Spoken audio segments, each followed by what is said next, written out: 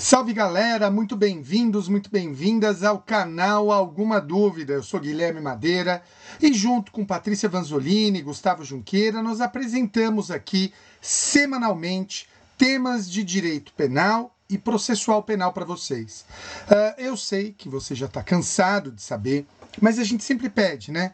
Se inscreva no canal, dá like no vídeo, compartilha com seus amigos. Eu acho que um projeto como esse, que se propõe a distribuir conhecimento pelas redes sociais, notadamente aqui pelo YouTube, é um projeto que não pode ficar reservado a uns poucos. Então, divulgue para a maior quantidade possível de pessoas. O tema de hoje é o tema do sequestro de bens. O sequestro de bens, no processo penal, ele se insere dentro do tema das medidas cautelares reais. Quando a gente olha o processo penal, nós temos medidas cautelares reais e nós temos que elas também são conhecidas como medidas assecuratórias. Medidas cautelares reais ou medidas assecuratórias. São três: sequestro de bens, hipoteca legal e arresto. Falar em medidas cautelares reais é falarmos nessas três. Eu quero desde já fazer um alerta, porque existe uma grande discussão sobre processo penal e processo civil. Eu não vou entrar neste nosso vídeo sobre essa discussão. Eu gostaria apenas de lembrá-los que este é um encontro de processo penal e não de processo civil. Está bem? Vamos lá. Amigos, hoje eu só quero falar do sequestro de bens. O sequestro de bens está previsto no artigo 125 e seguintes. E a primeira coisa é entendermos a finalidade. Afinal de contas, para que se destina o sequestro de bens? A finalidade do sequestro de bens está no artigo 125 do CPP. Cabe o sequestro para os bens adquiridos com os proventos da infração, ainda que já tenham sido transferidos a terceiro. Cabe o sequestro dos bens adquiridos com os proventos da infração, ainda que já tenham sido transferidos a terceiro. Vejam, vamos pensar numa situação tradicional. Qual é a situação tradicional? Vamos imaginar que um corrupto ou alguém que lave dinheiro pegue esse dinheiro, esse corrupto pegue o dinheiro da corrupção e ele adquira um apartamento, ele adquira carro. O pessoal mais novo provavelmente não tem essa memória. Eu já fiz esse experimento em sala, mas o pessoal mais velho tem. O Fórum Trabalhista da Barra Funda, aqui em São Paulo, na década de 90, ele se viu inserido num escândalo. O escândalo do Fórum Trabalhista, o escândalo do Lalau. Se vocês pesquisarem no Google, vocês vão encontrar. O então juiz, agora já falecido, Nicolau dos Santos Neto, ele foi acusado e condenado da prática do crime de corrupção. Ele teria superfaturado a construção do Fórum Trabalhista. E ele adquiriu bens, adquiriu carros, imóveis. Você percebe? Estes bens que são adquiridos com os proventos da infração, estes bens são objeto de sequestro. Os bens adquiridos com os proventos da infração são objeto de sequestro. É diferente, por exemplo, se o meu celular fosse roubado ou fosse furtado, ou um carro. Esse carro furtado, esse carro roubado, celular, o que vai acontecer com ele? Ele vai ser objeto de busca e apreensão. Ele não será objeto de sequestro, mas ele será objeto de busca e apreensão. Então, percebe? Busca e apreensão. Eu peço, para a prova, para aquilo que é objeto da prova, ou objeto do crime, o carro. Já o sequestro, eu peço para os bens adquiridos com os proventos da infração. Vendi o celular, comprei uma casa. Vendi o carro, comprei uma casa. Esta casa será objeto de sequestro de bens. Está bem? Ok, amigos? Muito bem. Agora, eu quero te perguntar o seguinte: quem é o legitimado passivo? Sobre quem, sobre os bens de quem recai o sequestro? O código é claro, a legislação é clara.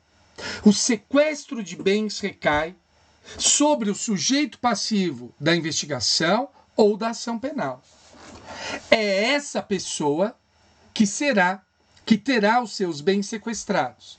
Então, repito e insisto, será sujeito passivo do sequestro o investigado ou o acusado da ação penal. É o sujeito passivo da investigação ou da ação penal. Professor, o senhor me desculpa, com todo o respeito, me parece óbvio. Por que o senhor está falando isso, uma informação tão óbvia? Por causa da pergunta que está aí embaixo. Quem não é parte da investigação pode ter seus bens sequestrados? Aquele que não é parte da investigação, ele pode ter os seus bens sequestrados?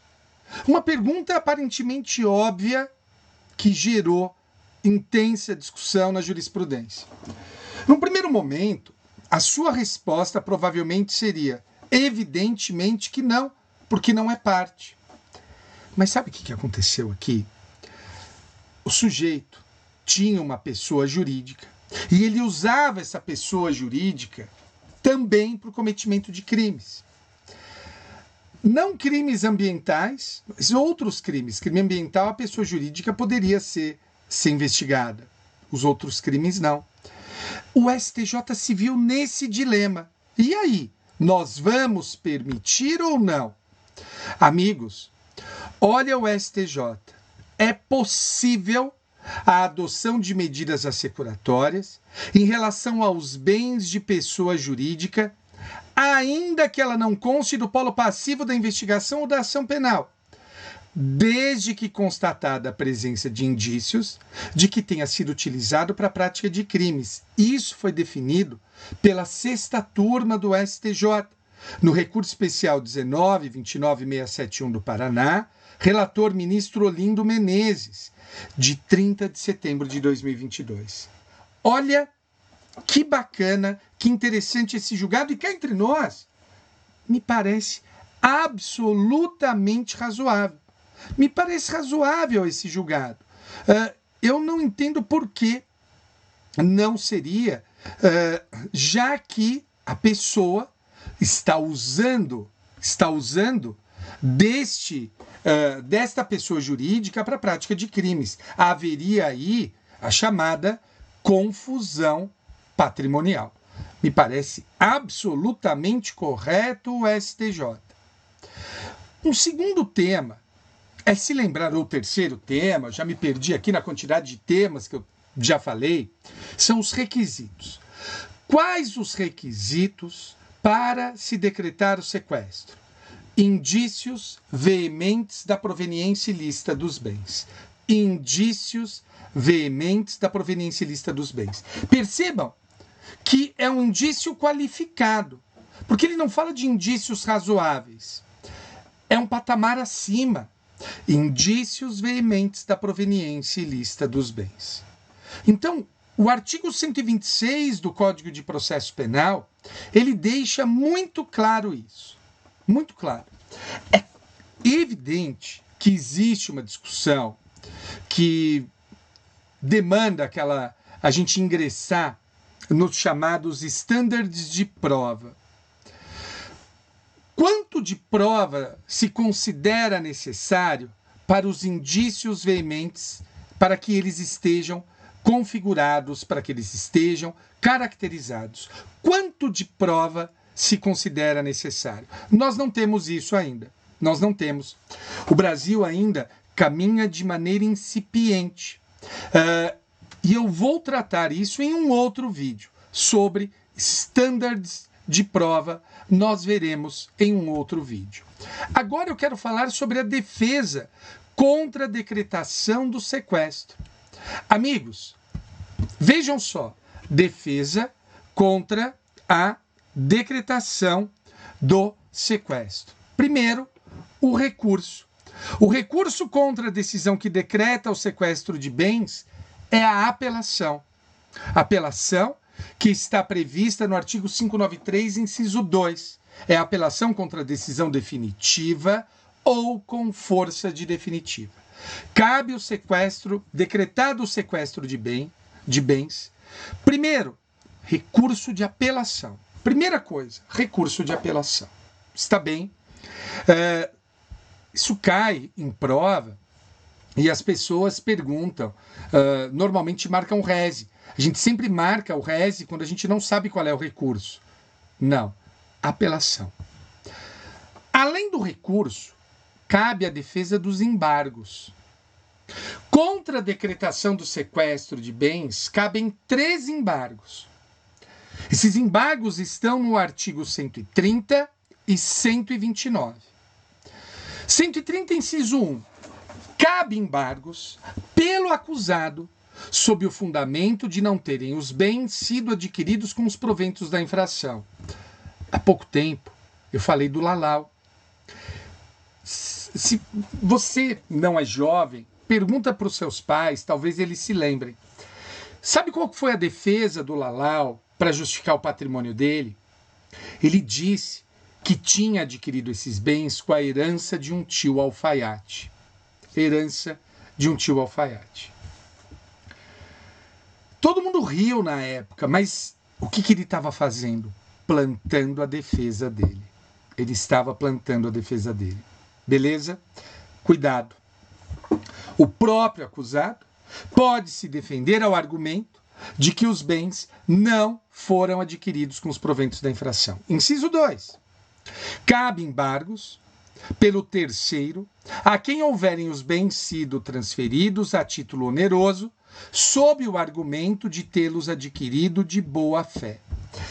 O terceiro, lembra que no começo eu falei que os bens podem ser sequestrados ainda que estejam em poder de terceiro?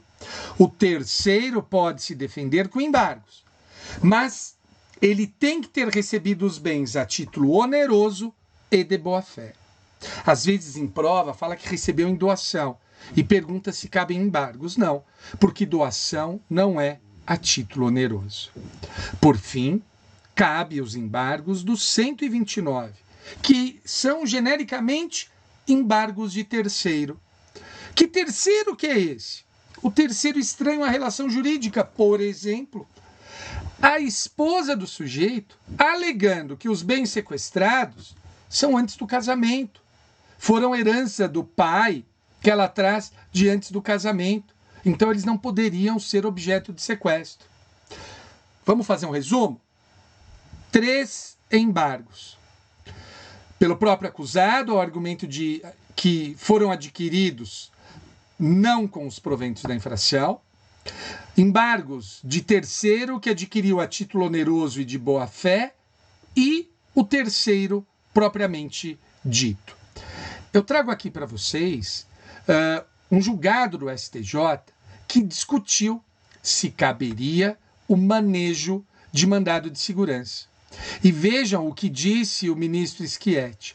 É incabível o conhecimento do mandado de segurança impetrado contra a decisão que indefere o pleito de restituição dos bens sequestrados, pois é cabível a interposição de apelação. Então guardem isso. Não é o mandado de segurança, insistimos, mas a apelação. E os embargos, quando que eles serão julgados? Amigos, está lá no 130 e a jurisprudência coloca somente após o julgamento. O julgamento só vai se dar após após o trânsito em julgado da ação penal principal. Olha o que está em negrito. Somente após o trânsito em julgado da ação penal principal. Eu queria lembrá-los que este é um tema que normalmente não é ensinado na graduação. Os professores da graduação, normalmente, eles não têm tempo de ensinar isso na graduação. E por isso que eu acho que vale muito a pena você ver, anotar todas as informações que estão nesses slides. Peço que compartilhe com seus amigos. Me siga no Instagram, onde eu passo outras dicas também, é o @madeira10. E também tem um canal no Telegram, que é o Professor Guilherme Madeira. Todas essas informações são transmitidas a você de maneira gratuita. Amigos, alguma dúvida? Escreve aqui, eu adoraria ouvir a sua opinião e tentar te ajudar com as suas dúvidas. Obrigado pela atenção, fiquem com Deus, sejam felizes. Valeu!